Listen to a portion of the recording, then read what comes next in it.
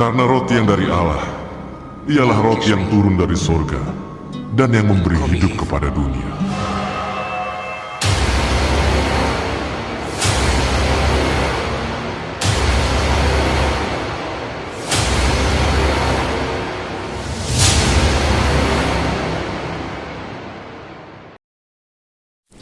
Saudara, hari ini kita akan berbicara mengenai satu topik yang sangat begitu menarik, yaitu iman. Kita akan mulai membaca di Markus pasal yang ke-9 ayat 20 sampai 23. Di sana kita menemukan sebuah cerita mengenai Yesus mengusir roh dari seorang anak yang bisu. Di ayat ke-20 dikatakan, lalu mereka membawanya kepadanya. Waktu roh itu melihat Yesus, anak itu segera digoncang-goncangnya, dan anak itu terpelanting ke tanah dan berguling-guling, sedang mulutnya berbusa. Lalu Yesus bertanya kepada ayah anak itu, sudah berapa lama ia mengalami ini? Jawabnya, sejak masa kecilnya. Dan seringkali roh itu menyeretnya ke dalam api, ataupun ke dalam air untuk membinasakannya. Sebab itu jika engkau dapat berbuat sesuatu, tolonglah kami dan kasihanilah kami. Nah, perhatikan ayat yang ke-23, saudara. Jawab Yesus, katamu jika engkau dapat, tidak ada yang mustahil bagi orang yang percaya. Haleluya. Saudara, dalam versi King James Alkitab, ayat 23 ini berbunyi seperti ini. Kalau engkau bisa percaya, tidak ada yang mustahil bagi orang yang percaya.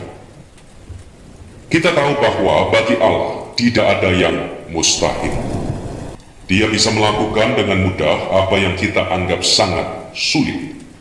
Dia adalah spesialis dalam melakukan perkara-perkara yang mustahil bagi manusia. Allah kita selalu bisa menolong kita, apapun masalah yang kita hadapi hari ini.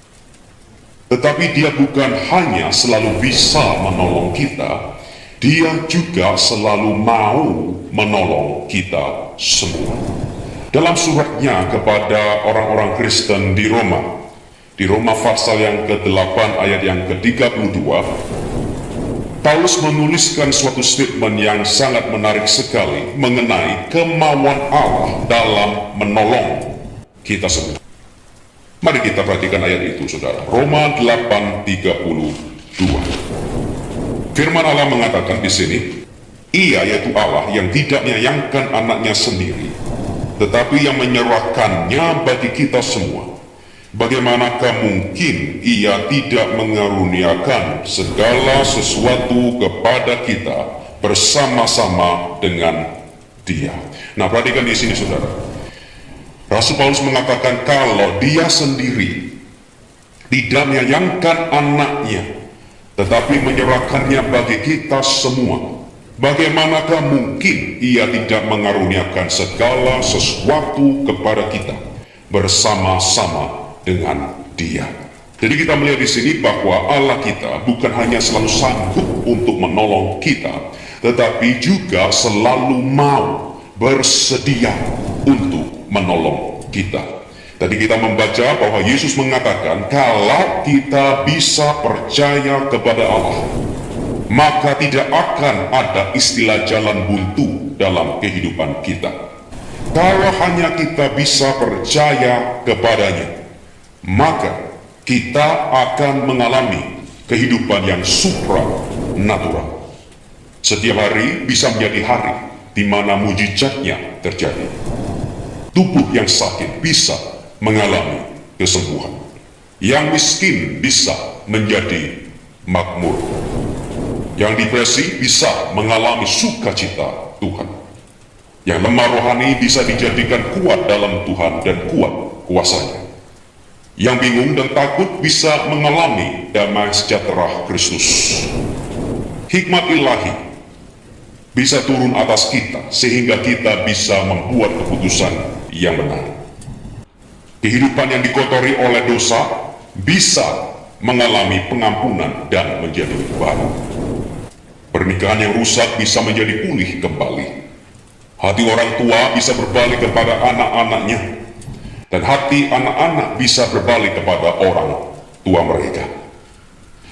Apa yang kita lihat di sini, saudara? Segala macam transformasi bisa terjadi kalau hanya kita bisa percaya kepada Allah.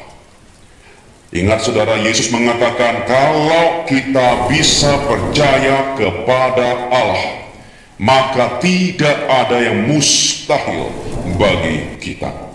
Kuasanya disalurkan ke dalam kehidupan kita, ke area dalam kehidupan kita yang membutuhkan transformasi kalau kita bisa percaya kepadanya. Seringkali kita bertanya pertanyaan ini, bisa enggak kita ini percaya? Bisakah kita ini percaya?